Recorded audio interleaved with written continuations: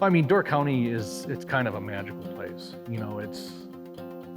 It can be quiet if you want it to, it can be busy if you want it to. It's such a nice community, especially up here, I find, because everything's so small up here. I don't know, it's always been a special place. How often do you get to say, like, I live on this beautiful uninterrupted 5 acres and I have deer walking through my yard daily and all kinds of other wildlife and nature, and I get to see like the true beauty of each season? We started construction March 1st of 2021. And any free minute I had, I was here. I was a part of putting up every single wall of the house, every roof truss that we have on the house. I was able to do it, which was, really, really fun. Something to kind of be proud of.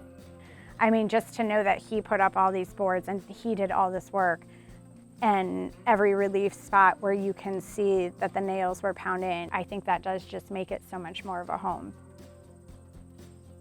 I subcontract to a lot of builders, architects, drafters, and my goal is to make things feel like it's your home, but just elevated, that someone's gonna walk into this space and be like, this is totally Bob and Jill's house. Like, this just really gives that feel that, resonates you as a person.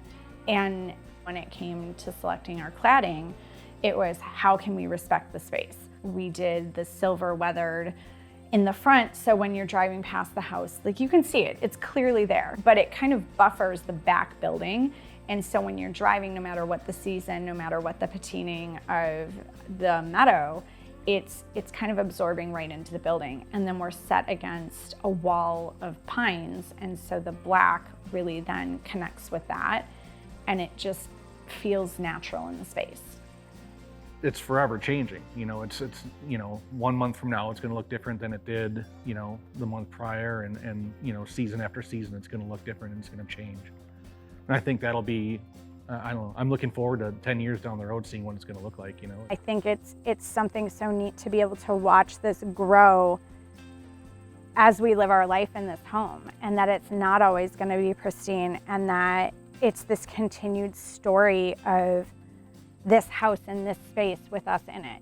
I mean, I think it's just such an important thing to know as a consumer, though, that this will evolve and it will grow, and it's okay when that happens. It's okay for it not to look perfect.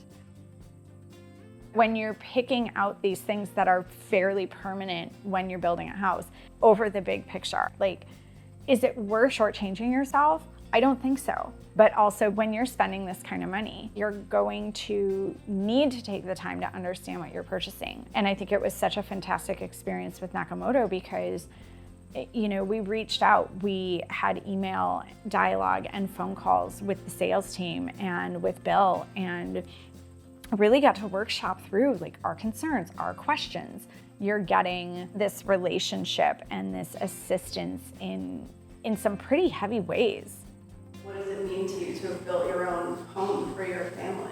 It's huge. I mean, it's something as a kid I dreamed about doing. I honestly never thought I'd get the chance to, but no, there's a lot of times I walk around the house and I'm very proud of the stuff that I have done here and how things have turned out. It's an experience I'll never forget. It's like I said, it's kind of a dream come true to be able to be a part of building, my own home and, and having it turn out so cool.